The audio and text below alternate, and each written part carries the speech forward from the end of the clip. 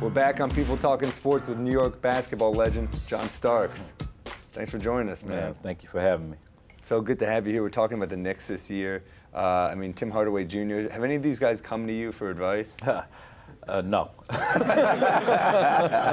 They should. I hear that no one asked you or Walt or any of these guys, proven guys who could win for advice. I'm like, why are they not doing that? That's a good question. But these guys, I think, obviously having Hardaway back, he's familiar with the team, familiar with the city, and hopefully this time around, he can produce a little bit more. Your team really kind of reflected the city. There was a toughness. You and Mason and Oak and Ewing and Harper. I mean, you guys, I just remember you and Oakley constantly diving for loose balls in the crowd. Yeah. That's kind of lost on this generation a little bit. Well, the team that we had was a blue-collar team and a hard-nosed team. And, we had to fight and scrap for every win that we got out there on the court. And so it's a little different now. I think the rules probably changed guys' mentality. It's not as aggressive of a league as it was back then. You had to fight your way in this league. I remember coming in, and it seemed like every night you're almost thinking about getting into a fight because just to get your respect. And that's just the way it is. Now I think the respect is given to you. It's such a young league right now, so it's a little different. Yeah, I kind of like the idea of earning your spot, not just getting your spot. I like when a rookie isn't just started, when they have to fight and get their spot in the rotation, because then it feels earned. It pushes you to understand that, no matter what you do, this could be your last go around. And so I always kept that in the back of my mind, no matter if I did, become successful in the league, I always thought that it could end the next day. So that's how I feel about my comedy career. Well, you got a good job right now, so. But yeah, like I say, the league is just such a young league. And when I came in, probably the average age of a team is probably about 26, 27, 28, somewhere around in there. Now it's like 22, 21.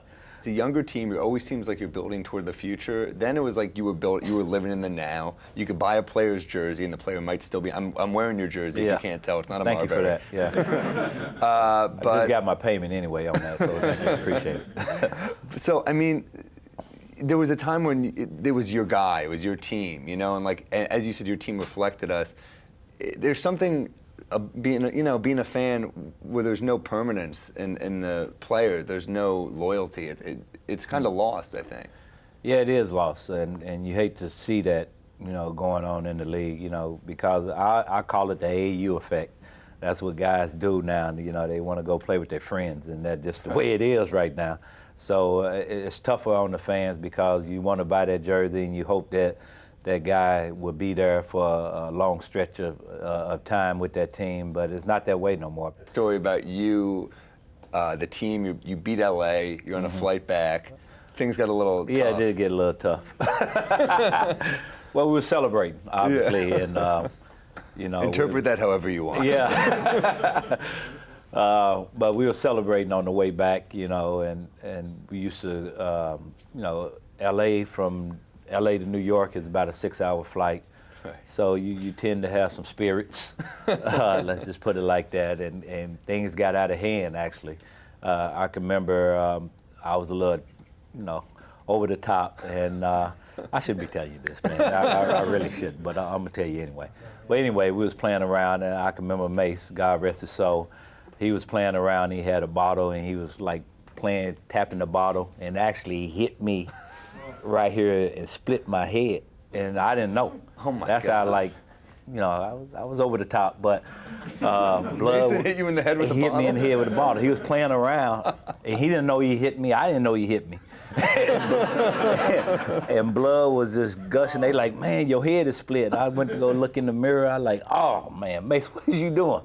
After that, Rouse, no more nothing on the plane. So we had just water and juice. That's why you guys were such good defenders. That was your teammate who did Yeah, that was to my you. teammate. Yeah. What's he going to do to Chicago? I know, exactly. My favorite was to watch you against Reggie because I hated Reggie the most. Yeah. I mean, everybody did. You're not alone. I mean, I remember when you headbutt him, and it's still one of the most bittersweet moments because we were all like, yes, he got him. Then we're like, God, we lost Starks. That needed to happen. No matter what, that needed to happen. Just because, like I say, back then, you had to fight and you had to earn your respect from other players in this league. You know, it wasn't given to you. And so Reggie was one of those players that he didn't respect you.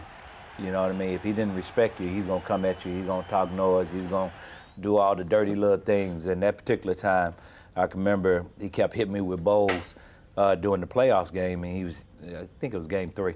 He hit me with a bowl, and I told the referee, and the referee wasn't, Stark, shut up and play. I like, okay, I know, I can handle this. And so Patrick said, you cool? I said, yeah, I'm cool. So I ran down, scored on him, and ran up to court, and I was so mad. I mean, like, oh man, I'd want to just take my fist and just put it right through his face, right? And just, you know, I'm talking to him, you know, in a polite way, and we just got close, and I just, bam, something just came up and tapped him like that, and he dramatic Hollywood, oh, you get like this and that, and I can remember Oak and Patrick just beating on me, and I didn't feel them until after the game, and when I saw the replay and they was hitting me, bam, bam, bam. My mother called Patrick and told him, if you ever put your hands on my son again, he said, Miss Starks, if you do that again, I'm gonna do the same thing. So. Reggie, that was one. I mean, Jordan was another one. Yeah. Do you stay in touch with He was a nightmare. Yeah. Jordan was a nightmare to guard. Yeah, he was. We used to get scouting reports on certain guys, and you look at the scouting report and they say, well, you can take your right hand away, take your left hand away, push him this way, push him that way. On him, it's just like, good luck. Yeah. So he was special in that way, yeah. Plus he had a will like no other player that I ever played against. Certain guys I can get to mentally, but him I could never get to mentally. And believe me, I tried my best. But, you know, he was that special player that you couldn't break his will. You know, if anything, you're just taking them to another level. Do you remember? You don't have to say the guy's name, but is there anyone you remember kind of breaking?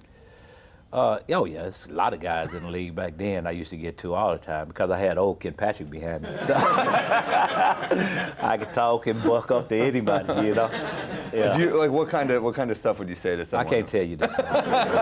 Well, thank you so much for sitting down with us. We got more with John Starks on the panel coming up next.